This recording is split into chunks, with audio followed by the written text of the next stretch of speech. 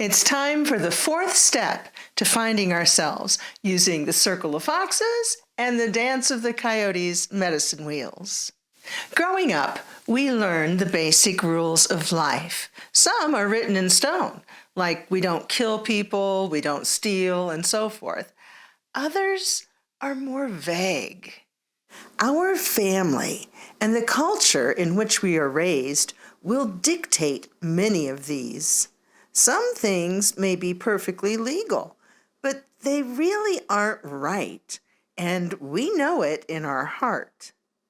For example, it may be illegal to feed homeless people, but it's not right to watch people starve and do nothing to help. It might be legal to take advantage of people through loopholes in the law, but if we have a conscience, we know better. Finding our true self involves discovering how we will live our life.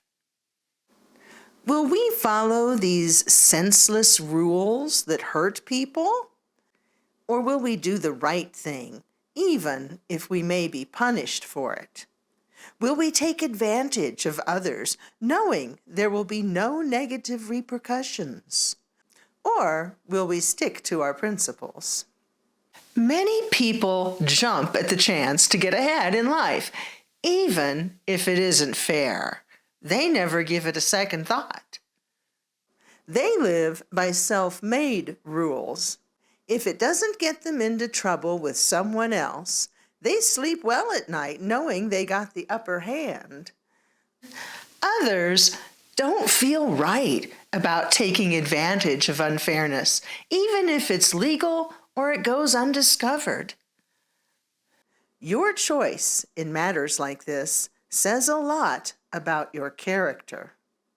We may have been told to get ahead by any means necessary as a child, or we may have been advised to toe the line, even when no one is watching. As adults, we have a choice to make about these things. Which path will we choose?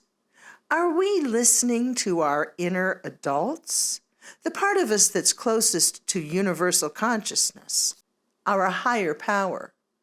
Or are we giving in to the desires of our fear feeders? Are we fighting so hard to survive that we're willing to do whatever it takes?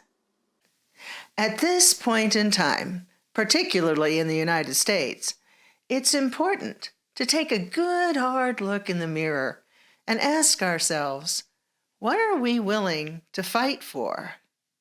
Will we turn a blind eye to the suffering of others if it means we have an advantage? Will our conscience let us rest with our actions in the future? There are a few times in life when sitting on the sidelines is not really an option for those with compassion and empathy. There are times to fight for our future. This is one of them. Not only will our children and grandchildren be impacted by our action or lack thereof, but our character is on full display.